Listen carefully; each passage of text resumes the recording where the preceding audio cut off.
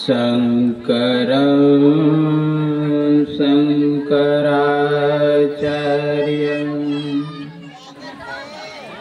केशवं बादरायणं सूत्रभास्कृतो वन्दे भगवन्तो पुनः पुनः ईश्वरो गुरुरात्मेति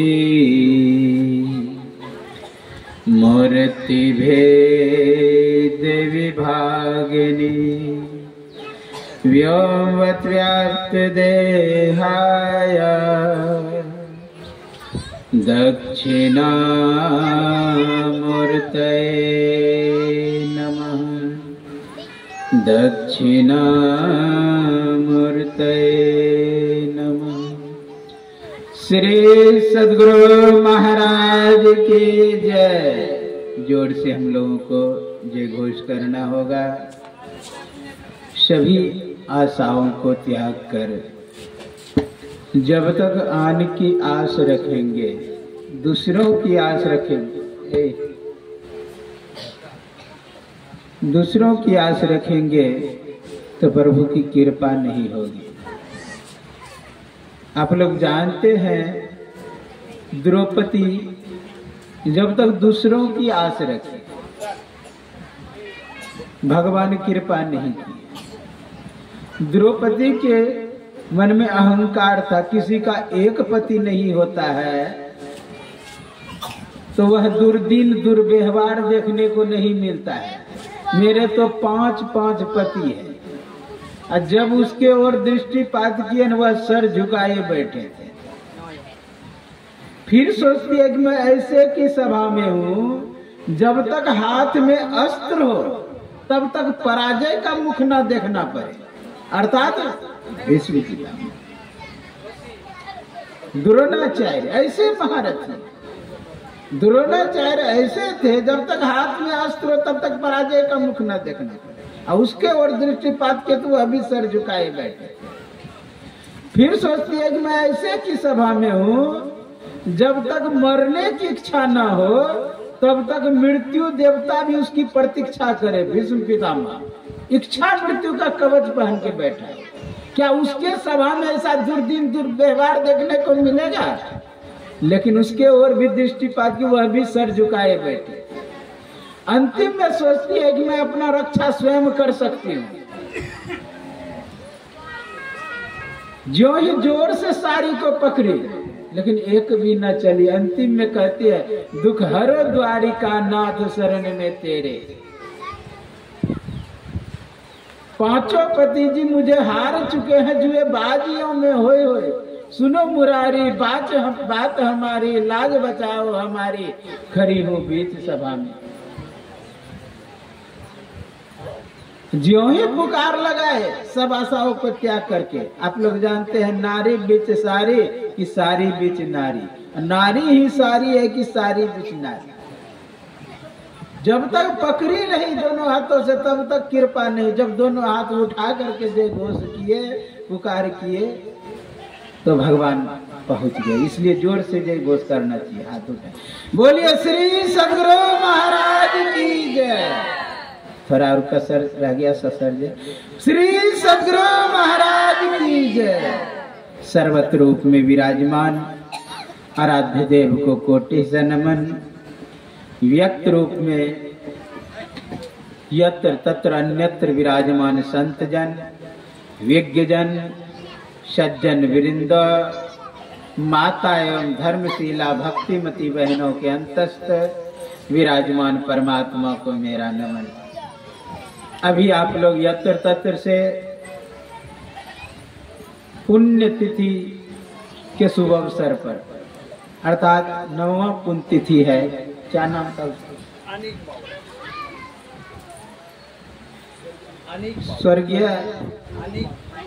स्वर्गीय अमित अनिक बाबू के पुण्य स्मृति दिवस पर एकत्र हुए हैं। यूं तो सभी को जाना होता है, और आश्चर्य की बात तो तब 7 दिन में ही जाना होता है, और जाना है यह भी निश्चित है, और 7 दिन के अंदर अर्थात सोमवार हो कि मंगल हो कि बुध हो जाना है। जातो ध्रुवस्य मृत्यु ध्रुवो जन्म मृतस्य च, जिसका जन्म हुआ उसकी मृत्यु निश्चित है, चाहे धनवान हो कि धनहीन हो, रूपवान हो कि रूपहीन हो, गुणवान हो कि गुणहीन हो, बलवान हो कि बलहीन हो, सेवक हो कि स्वामी हो, भक्त हो कि भगवान हो। यह जो सिस्टम है, तंत्र है, व्यवस्था है, इस सिस्टम से सभी को चलना पड़ता है। जो नहीं चलने का प्रयास करेगा उसे भी चलना पड़ेगा। लाख प्रयास करेंगे हम बचने का, बचने के लिए लोग तांत्रिक के पास जाता है, बचने के लिए लोग कोई देवी देवता के पास जाता है, बचने के लिए लोग डॉक्टर के पास जाता है, यहाँ तक कि भारत में नहीं इलाज हुआ तो अमेरिका जाता है। हो न हो वहीं मृत्यु हो उसका। जहां बचने के लिए दौड़ते हैं वहीं पर मृत्यु होती है। गए हैं बचने की व्यवस्था करने के लिए, सहायक यंत्र जुटाने के लिए। आप लोग एक शब्द सुने होंगे, जिंदगी के तलाश में मौत के कितने पास आ गए। आप जिंदगी खोजने जाते हैं डॉक्टर के पास, लेकिन मैं मायागंज में देखता हूं कि 10 गो रोज रखा रहता है। गया है जिंदगी के तलाश करने के लिए कि वहां हम जीवित रहेंगे, और यह भी निश्चित है कि कहां मरना है। एक छोटी सी पक्षी एक बाज को देख करके डर रही थी कि पता नहीं आज मेरी पारी है क्या। बाज गौर से देख रही, उधर से गरुड़ पक्षी आई। कहा तुम क्यों डरती हो? कहा कि बाज देख रहे, लगता आज मेरी पारी है। कहा मेरे पंख पर तुम बैठो, पीठ पर, इतना दूर तुम्हें पहुंचा दूंगा कि वहां बाज पहुंच ही नहीं पाएगा। उसको 7 समुंदर पार एक पहाड़ के खोहड़ में घुसा दिया, रख दिया, अब बाहर से पत्थर लगा दिया। लौट के आया गरुड़।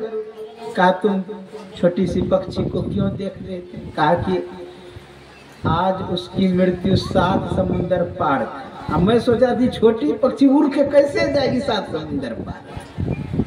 कहा कि मैं तुमसे रख आया हूँ 7 समुंदर पार। कहा कहाँ पे रखा है? कहा कि पहाड़ के खोहर में घुसा करके बाहर से पत्थर लगा दिया कि बाज आ भी जाए तो अंदर नहीं घुस पाए। कहा कि उसी में एक केकड़ा रहता, उसका गला दबा के राम नाम सत कर दिया होगा। गया तो देखा सच, अर्थात बचने के लिए भागा, लेकिन मृत्यु हो गई। आप जानते हैं मछली मारने के लिए जाल लगाता है, अब मछली निकलने के लिए छटपटाता है और उसमें उधराता जाता है और फंसते चला जाता है। प्रयास कर रहा है निकलने का, लेकिन और फंसता है। ये लाख प्रयास करेंगे, ये जो सिस्टम परमात्मा का है, ये जो संविधान है परमात्मा का, इस संविधान से आप बच नहीं सकते।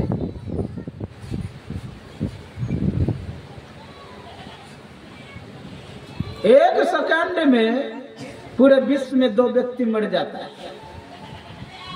1 मिनट में सैकड़ों व्यक्ति मर जाते हैं,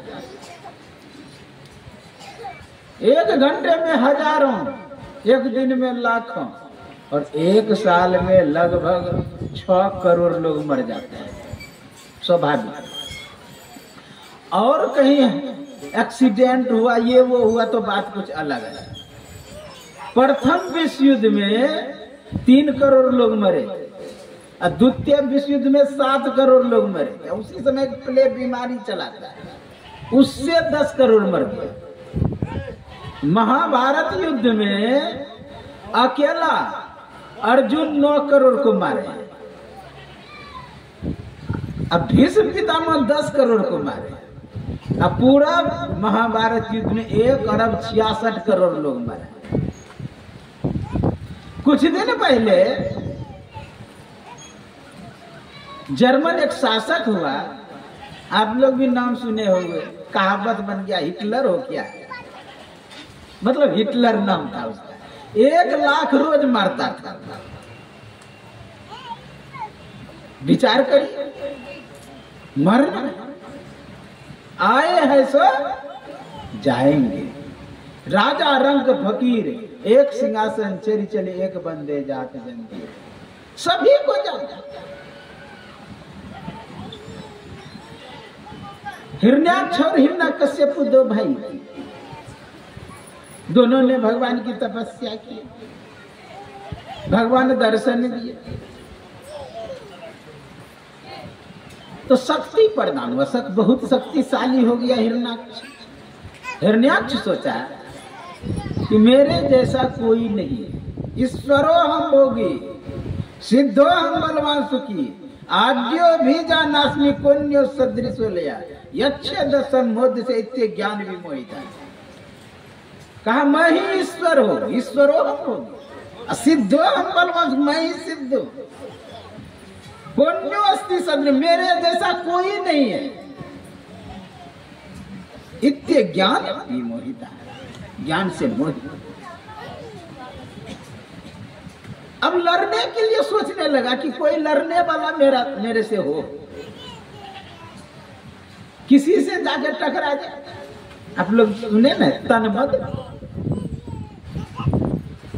एक शरीर का मद होता है जिसे बल होता है ना, ताकत, शरीर का भी नशा होता है, शरीर का नशा होता है, तो वही नशा। एक दिन जा रहे थे रास्ते से, उधर से नारद बाबा आ गए। काहे बाबा जी, तुमको लड़ना भिड़ना आता है, खाली बिना बजाना आता है? कहा मैं बाबा जी आदमी, हाँ मुझे लड़ना भिड़ना नहीं आता है, लेकिन लड़ना भिड़ना आता है। कहा कि यदि लड़ना भिड़ना तुमको आता है तो इसका मतलब कोई लड़ने वाला है। कहा कि लड़ने वाला अगर नहीं है ना कोई तो हो जाएगा, लड़ने वाला हो जाएगा, तुम कुछ करो ताकि लड़ने वाला हो जाए। कहा कि इस पृथ्वी को तुम समुद्र में डुबा दो, क्योंकि वो पृथ्वी के रक्षा के लिए, गौ के रक्षा के लिए, धर्म के रक्षा के लिए वो पृथ्वी पर आते हैं। आप लोग एक शब्द सुने हो, यदा यदा हि धर्मस्य ग्लानिर्भवते भारत अभ्युत्थानम धर्मस्य तदात्मानं सृजाम्यहम् परित्राणाय साधूनां विनाशाय च दुष्कृतां धर्म संस्थापनार्थाय संभवामि युगे। कहा जब धर्म की ह्रास होता है, धर्म से लोग विचलित होते हैं, तो उसकी स्थापना के लिए आते हैं भगवान, दुष्कृताम को नाश करने के लिए। आप जानते हैं जब महाभारत युद्ध होने वाला था उस समय अर्जुन को मोह हो गया। क्यों मोह हुआ? किससे मैं युद्ध करूं, सब तो अपना ही है। पुत्रांश पौत्रांश सखी तथा, मेरा ही पुत्र और पौत्र है। श्याला संबंधित था, मेरा ही साला संबंधी है, किससे मैं युद्ध करूंगा? हे केशव, हे कमल नयन, मैं युद्ध नहीं करूंगा। पीछे रख के जाके बैठ गए। तब ललकारते हैं भगवान कृष्ण, कुतस्त्वा कस्मलमिदं विस्मय समुपस्थितम् अनार्यष्टमा सर्गमा कृति कर्म। हे अर्जुन, उठो और युद्ध करो। क्लव्यम मा समागम त्यक्तो उत्तिष्ठरम, उठो और युद्ध करो। खतरनाक तर्क देता है। देखिए यहाँ पर क्या कह रहे हैं भगवान कृष्ण, उठो और युद्ध करो। अच्छा, इतना आदमी जो मरा, विचार करिए, मारने के लिए प्रेरित कौन कर रहे हैं? भगवान कृष्ण। आप लोग सोचते होंगे कि भगवान कृष्ण हिंसा के लिए ललकार रहे हैं, प्रेरित कर रहे हैं हिंसा के लिए। कोई ना कोई कारण होगा जब भगवान ही कह रहे हैं। तब कहा, हे अर्जुन, मैं तुम्हारे पक्ष से इसलिए नहीं लड़ रहा हूं कि तू मेरा मित्र है, मैं तुम्हारे पक्ष से इसलिए लड़ रहा हूं कि तुम धर्म के पक्ष में हो और मैं धर्म के साथ होता हूं। आज सब रटते रहते हैं अहिंसा परमो धर्म, अहिंसा परमो धर्म, लेकिन आधे श्लोक पे बहुत जोर दिए, आधे श्लोक पर बहुत जोर दिए, लेकिन पूरा श्लोक नहीं जोर दिया है। पूरा श्लोक क्या है? धर्म रक्षा तथा बचो, अहिंसा परमो धर्म, धर्म रक्षा तथा, अर्थात धर्म हिंसा तथा बचो। कहा अहिंसा परमो धर्म तो होना ही चाहिए, लेकिन धर्म के लिए अगर हिंसा करना पड़े तो उत्तम ही नहीं, उत्तम है धर्म की रक्षा की। इसलिए कहा यदा यदा ही धर्मस्य। आश्चर्य की बात तो तब लगता है यही पॉइंट जो अहिंसा परमो धर्म, यही भारत को गुलाम बनाया था, यही अंग्रेजों के दिन किया था, ये मुसलमानों के दिन नहीं। तो जिसके देश में काली का पूजा होता हो, विचार के खाली खतरनाक है कि नहीं काली, जिसमें दुर्गा का पूजा होता हो, आठों हाथ में अस्त्र हो, उसकी हार हो जाए, जो दिन रात पूजता हो उसका अस्त्र नहीं देखता था, उसके हाथ में अस्त्र है, शस्त्र है। गणेश जी का पूजा किया, ठीक है, लड्डू को याद रख लिया, लेकिन बगल में जो फरसा हाथ में था उसको याद नहीं रखा। दुर्गा को चुनरी याद रख लिया, लेकिन हाथ में जो अस्त्र है वो याद नहीं रखा। गुरु महाराज अहिंसा परम धर्म का प्रचार किया, लेकिन 1962 में जब युद्ध हो रहे थे, गुरु महाराज बोले कि मैं बूढ़ा हो गया हूं, लेकिन मुझे भी सरकार के लड़ने के लिए जाने के लिए, तो मैं भी लड़ने के लिए तैयार हूं। अहिंसा परमो धर्म महात्मा गांधी प्रचार किया, लेकिन महात्मा गांधी अंतिम में क्या कहता, करो या मरो। इससे भी सिद्ध होता है कि हिंसा के लिए प्रेरित किया गया। धर्म रक्षा के लिए आपके घर में कोई घुस के आवे तो अहिंसा देखेंगे कि अस्त्र उठा करके लड़ाई करेंगे? अनीति के तहत कोई आपके यहाँ हमला करे,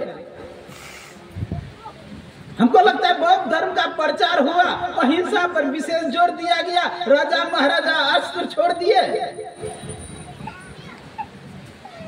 तो विदेशियों का, मुसलमानों का गुलाम रहा,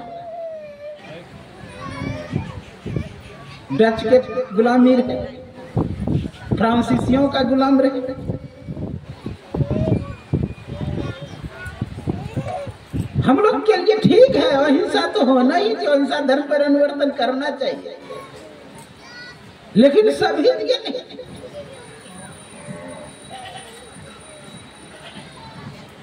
धर्म रक्षा के लिए अस्त्र उठाना अपराध नहीं। 1962 में चीन का प्रधानमंत्री आया, भारत के प्रधानमंत्री से मिले, दोस्ती का हाथ बढ़ाया, और जानते हैं उसी समय हिंदी चीनी भाई भाई को डरा दिया, हिंदी चीनी का भाई भाई डरा दिया। वे लोग तो मंत्र को कम रटा, लेकिन भारत के लोग खूब रटने लगा हिंदी चीनी भाई भाई। हिंदी चीनी भाई भाई जब रटने लगा, बोली श्री सद्गुरु महाराज की जय, श्री सद्गुरु महाराज की जय, श्री सद्गुरु महाराज की जय। जब हिंदी चीनी भाई भाई रटने लगे, तो जानते हैं उस समय पंडित नेहरू ने कहा कि अस्त्र शस्त्र बनाना बंद करो, हथियार बनाना बंद करो। क्यों? कि भाई बगल का मेरा पड़ोसी दुश्मन था, वो दोस्त हो गया, वो भाई हो गया, इसलिए अस्त्र बनाना बंद करो, सैनिक पे खर्च कम करो। जानते हैं फैक्ट्रियों में अस्त्र शस्त्र बनाना बंद हो गया। अब बस उसी समय चीन हमला किया। अस्त्र जहां आप रखे, अस्त्र जहां आप साइड किए, आप पे हमला होगा। तब आज कोई दक्षिण भारत के कोई सांसद या विधायक बोल देता है कि भाई ये 80 करोड़ है, हाँ 1 मिनट के लिए पुलिस हटा दे। वो लगता है सही ही बोला।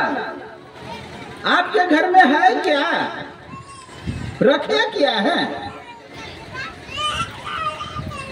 तो इसलिए हमें चाहिए कि धर्म हिंसा तथा बचा, धर्म रक्षा के लिए। बोलिए श्री सद्गुरु महाराज की जय। धर्म रक्षा के लिए हमें आगे रहना चाहिए। आसुरी प्रवृत्ति से लड़ने के लिए आगे रहना चाहिए।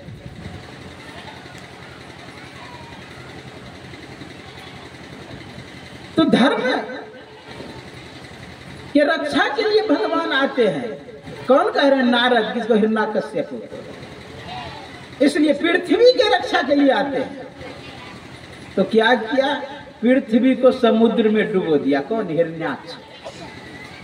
आप कहेंगे महाराज पृथ्वी पर ही तो समुद्र भी 3 हिस्सा पानी है। देखिए केवल ये इसी पृथ्वी पर पानी नहीं है, ऐसा ऐसा जगह वैज्ञानिक खोज लिया है आकाश में कि यहाँ से अरबों खरबों गुना अधिक पानी है। ये पृथ्वी तो मात्र 13,000 किलोमीटर व्यास में है। एक एंटारस तारे है 4 करोड़ किलोमीटर व्यास में। एप्सिलॉन तारे है 4 अरब किलोमीटर व्यास में है। विचार करें कितने बड़े बड़े तारे हैं। वह पृथ्वी एक कण के बराबर हो जाता है, उसी में डाल दिया हो। और नहीं तो अगर ऐसा नहीं तो पृथ्वी पहले जल में ही, पहले जीवन जल में। तो आप जानते हैं पृथ्वी को डुबो दिया था हिरण्यकश्यपु ने। तो भगवान किस रूप में आए? सूकर रूप में, बराह जिसके कहते हैं। अच्छा सूकर रूप में ही क्यों आए? बराह रूप में ही क्यों आए? इसलिए कि सूकर को विशेष सुगंध प्रिय होता है, उसको विशेष घ्राण शक्ति होता है। अब पृथ्वी का गुण है गंधवती पृथ्वी। न्याय दर्शन के अनुसार गंधवती पृथ्वी साधुविधा नित्यम अनित्यम च, नित्यम परमाणु रूपा अनित्यम कार्य रूपा। कहा नित्य और अनित्य पृथ्वी है और गंधवती है। तो गंध विशेष ग्रहण करने वाला कौन होता है? सुगंध। इसलिए जल में घुसा और सुगंध अति गंध को पकड़ते हुए गए और पृथ्वी को उठा के बाहर लाए। तो आप जानते हैं कि वहां पर हिरण्याक्ष लड़ाई किए और लड़ाई में हिरण्याक्ष मारा गया। तो उसके संगे संबंधी जो थे सभी रोने लगे, चिल्लाने लगे, व्यथित होने लगे, परेशान होने लगे। आके हिरण्यकश्यप समझाते हैं कि क्यों रोते हैं आप लोग क्यों रोते हैं? कहा कि मर गया इसलिए रोते हैं। कहा कोई किसी का संसार में नहीं होता। समझाने का प्रयास किए लेकिन माने ही नहीं। अंत्येष्टि कर दिया, उसका जला दिया। अंतिम में सोचते हिरण्यकश्यप किस कारण से ये रो रहे चिल्ला रहे कि मेरा भाई मर गया, इसलिए मैं ऐसा प्रयास करूंगा, पुरुषार्थ करूंगा कि मैं मरूं ही नहीं। वो चले गए हिमालय में तपस्या करने के लिए। ओम ब्रह्मदेवाय नमः, ओम ब्रह्मदेवाय नमः। घोर तप किए, घोर भजन किए। जब तप किए, भजन किए, बोले श्री सद्गुरु महाराज की जय। जब तप किए, भजन किए, ब्रह्मदेव प्रकट हुए। कहा कि दर्शन दिए हैं, आप हम पर प्रसन्न हैं, तो मुझे यही वरदान दीजिए कि मैं मरूं नहीं। कहा नहीं, ऐसा नहीं हो सकता, दूसरा वरदान मांग लो। तो चतुराई दिखाया, एक चतुराई किया। कहा ठीक है, अगर मैं जल मांगा नहीं दिया तो वाटर मांग लेते हैं, अप मांग लेते हैं, नीर मांग लेते हैं। मतलब इधर से कान नहीं पकड़ने दिया, उल्टा के पकड़ लेते हैं। तो उसने कहा कि ठीक है, आप ये नहीं दे सकते तो दूसरा दे दीजिए। कहा दूसरा कुछ भी मांग लो। कहा कि मांगो। कहा कि मैं ना ऊपर मरूं ना नीचे मरूं। कहा तथास्तु। कहा ना दिन में मरूं ना रात में मरूं। कहा तथास्तु। कहा ना मनुष्य मार सके ना जानवर मार सके। कहा तथास्तु। कहा ना घर के बाहर मरूं ना घर के अंदर मरूं। कहा तथास्तु।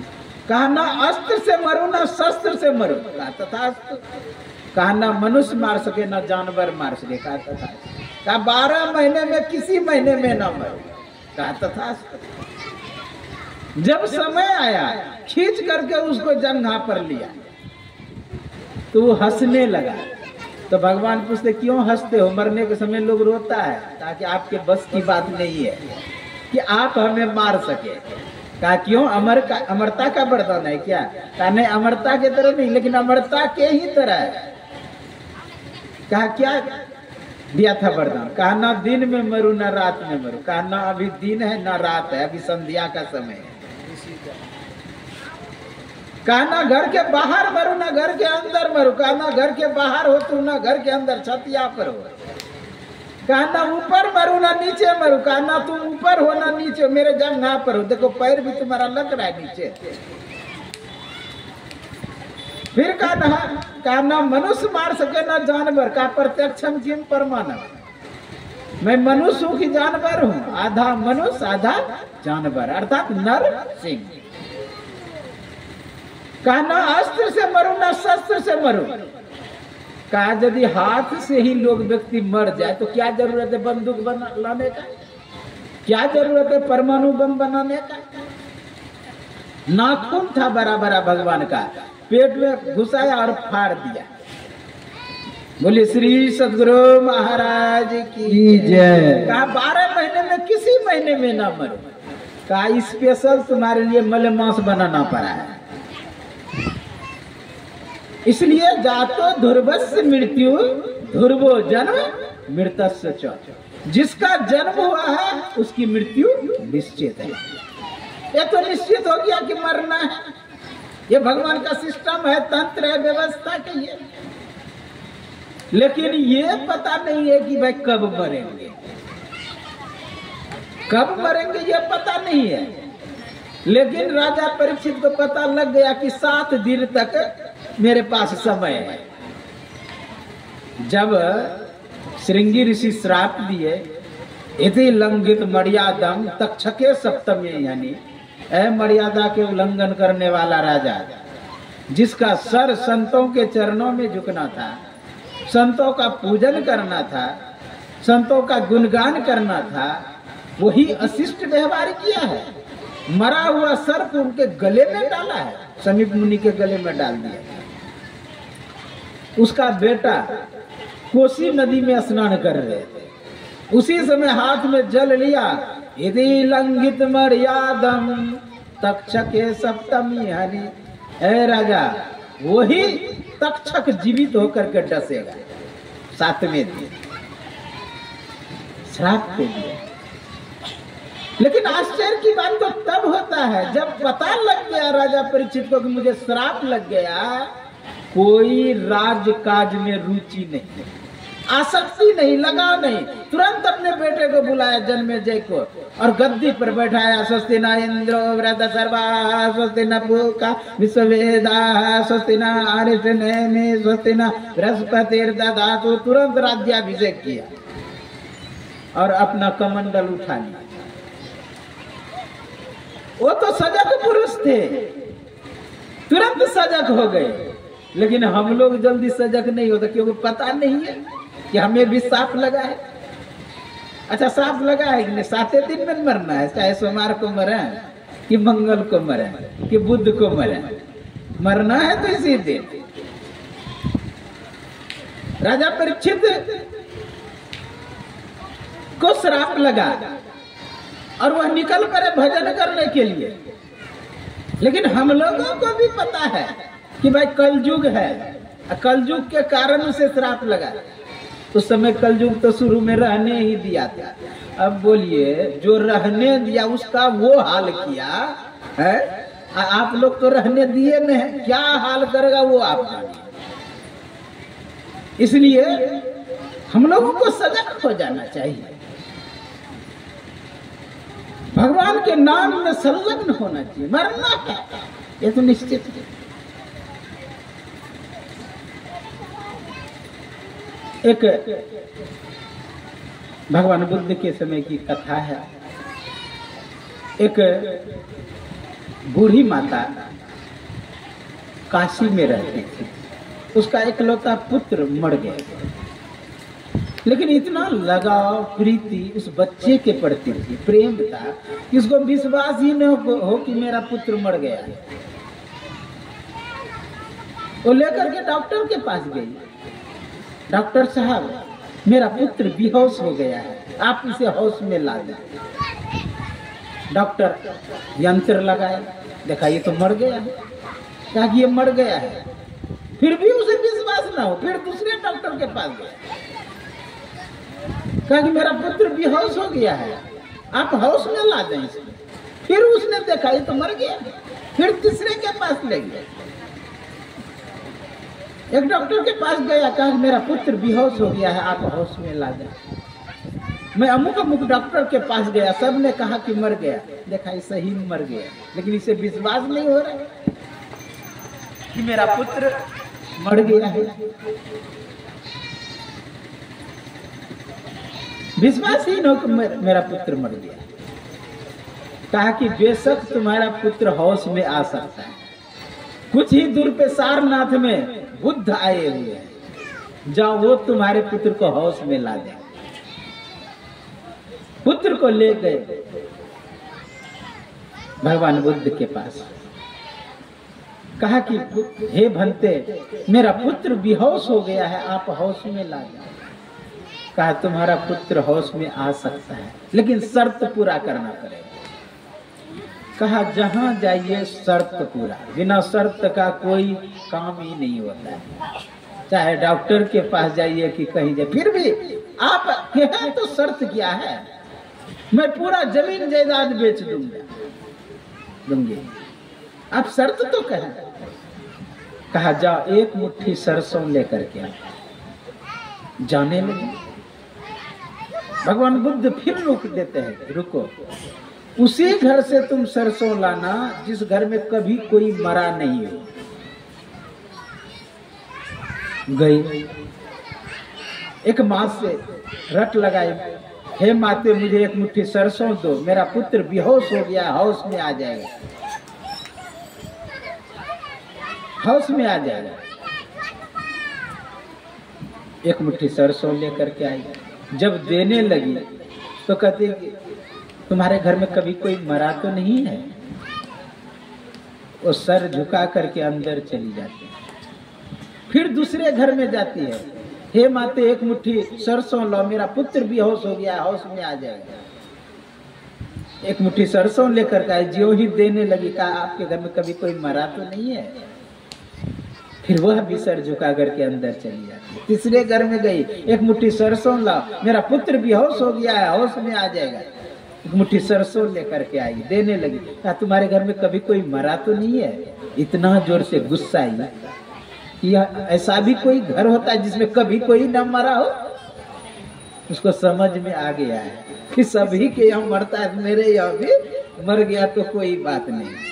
भगवान बुद्ध के पास गए कि लाई सरसों, कहा भगवान मैं समझ गया, अर्थात आए हैं सो जाएंगे, सबको जाना है। गया सांस वापस आएगा कि नहीं आएगा कहना मुश्किल है। अंदर गया सांस बाहर आएगा कि नहीं आएगा मुश्किल है। क्षण क्षण पल पल समय सिरावे, नर्तन दुर्लभ फिर नहीं पावे। क्षण क्षण का पता नहीं है। राजा परीक्षित को श्राप नहीं, आशीर्वाद लग गया। 7 दिन के लिए निश्चित हो गया था कि वो मरेगा नहीं। हम लोगों को पता है कौन पलक की सुधी नहीं, पल पल का खबर नहीं है। काल अचानक मार छी ज्योति तर को बाज। अचानक कब झपट्टा मारेगा कहना मुश्किल। ऋषिकेश में एक महात्मा विद्या अध्ययन कर रहा है, विदेश जाने की तैयारी कर रहे। शांति बनाए रखें आप लोग, शांत से बैठे, बैठे माता जी। बोली श्री सद्गुरु महाराज की जय, श्री सद्गुरु महाराज की जय, श्री सद्गुरु महाराज की जय, श्री सद्गुरु महाराज की जय।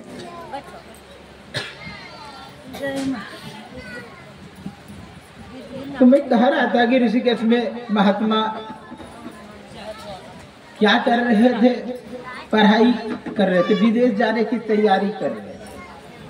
संयोग से नदी किनारे एक स्कूल था, उसमें बैठे हुए थे 4-5 महात्मा।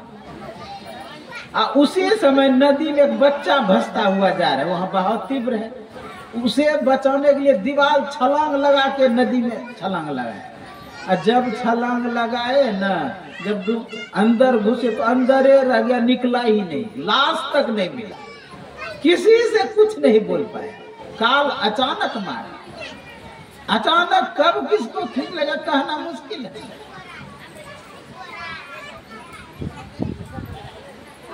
इसलिए पता नहीं कब क्या हो जाएगा। हम लोग जब जागे तभी सवेरा।